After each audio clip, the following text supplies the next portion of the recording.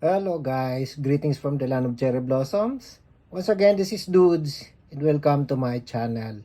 Okay guys, ang vlog po natin sa araw na to, medyo na-miss po ni lolo ninyo ang magluto. Kaya magluluto po tayo ng napakasimpleng menu. Tinatawag po ito na Chinjiao Rosu, no?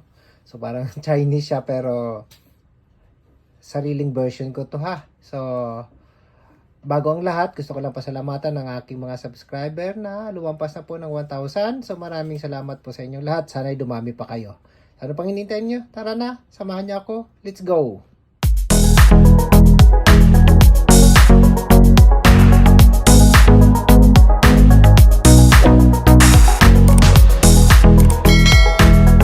So ito na po yung ating sangkap, no? Unang-una, karne ng baka, beef na hiniwa ko pahaba, no? Tapos labong na hiniwa rin pahaba. Actually may nabibili na nito sa supermarket na hiwa na, no? So hiwa na yan ang binili ko. Of course, combination ng green, red, and yellow bell pepper. Hiniwa rin natin pahaba. Meron din tayong bawang, meron tayong sibuyas. Dinamihan ko na kasi maya-maya rin magluluto rin ako ng pork and chicken adobo. So, dito sa Chinjiao Rosu, ito yung actually pwede ko namang gawin na wala na to, pero dahil wala na akong oras, yan na lang ang gagamitin ko, no?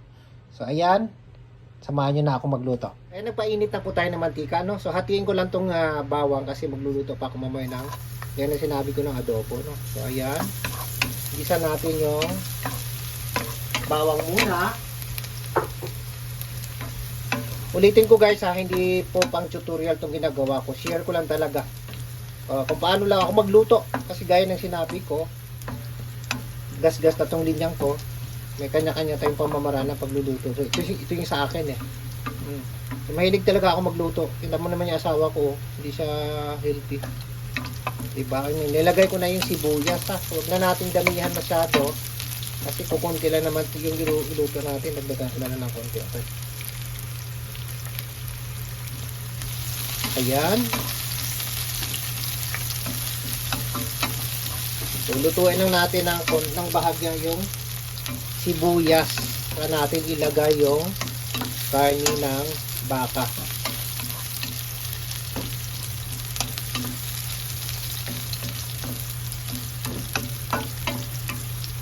Ilagay na natin yung karne ng baka.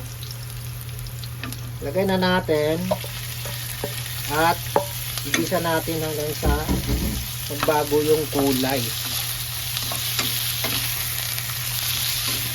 So ayan, magbago na po yung kulay ng beef natin. Lagay na natin to. Haluin natin muna ng bagya, saka natin ilagay yung labong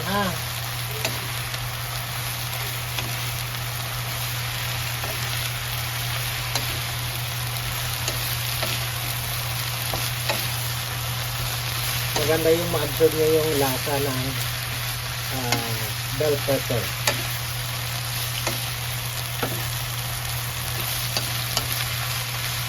Lutuin na natin ng bahagya yung bell pepper, saka natin ilagay yung labong, no? Ayan, lagyan na natin yung labong.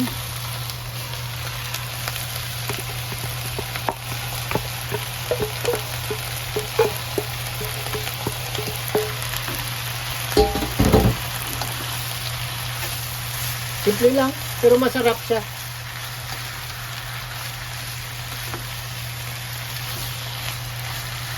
Hindi ba? No? Kanina ko konti lang, pero tingnan mo dumami. No?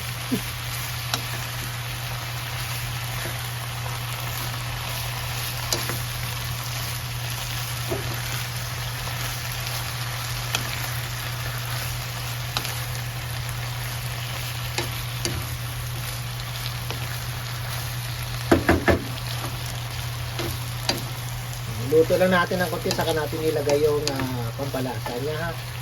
Okay?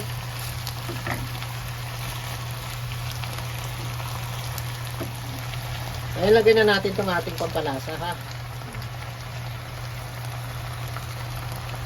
Actually, oyster sauce na naman to. Saka ano, kaso lang, medyo bawal na ako sa oras. Magluluto pa kasi ako ng adobo. So, ito na lang muna ang ginamit ko para mapabilis.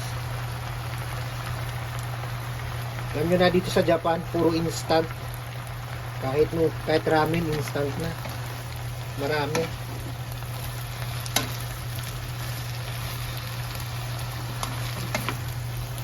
So, ayan, iluto lang natin ng konti. Ito ha.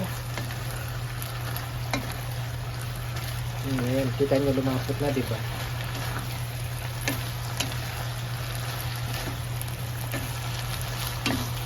So, ito na po. Luto na. Diba? Napakabilis lang. Ayan. So, ayan. Gusto ng mga kids ko to. Ayan. So, ito na po ang ating chinjao rosu. At kagaya ng sinabi ko kanina, nagluto din ako ng mixed adobo. So, ito na siya. Ayan. Pork and chicken adobo. Diba?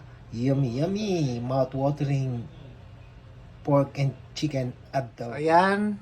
Moment of truth. Patikman natin kay madam. Chinjao rosu muna yung tinikman.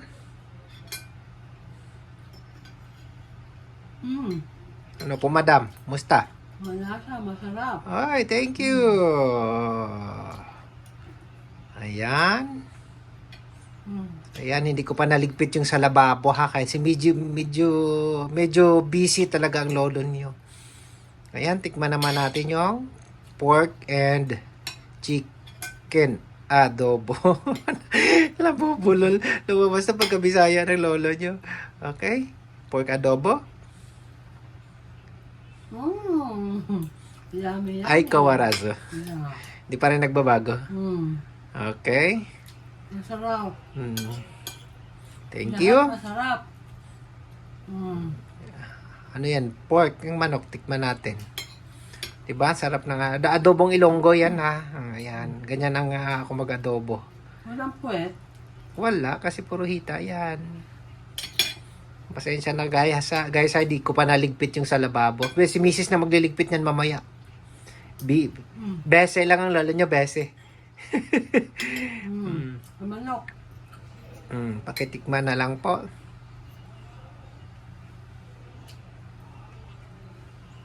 Masarap talaga may kanin eh. Doday. Malasa na rin sa manok. Malasa din ng manok. Okay, thank you. So, ayan guys ha. Yan po ang luto ni Lolo Dod sa araw na to. Thank you. So ito po yung kabuuan ng vlog natin sa araw na to. At kung nagustuhan po ninyo, huwag po natin kalimutang mag-like, mag-comment, at higit sa lahat mag-subscribe. At huwag natin kalimutang pindutin ang notification bell para maging updated po tayo sa susunod pa nating mga vlogs. Maraming salamat po. Domo arigato gozaimashita.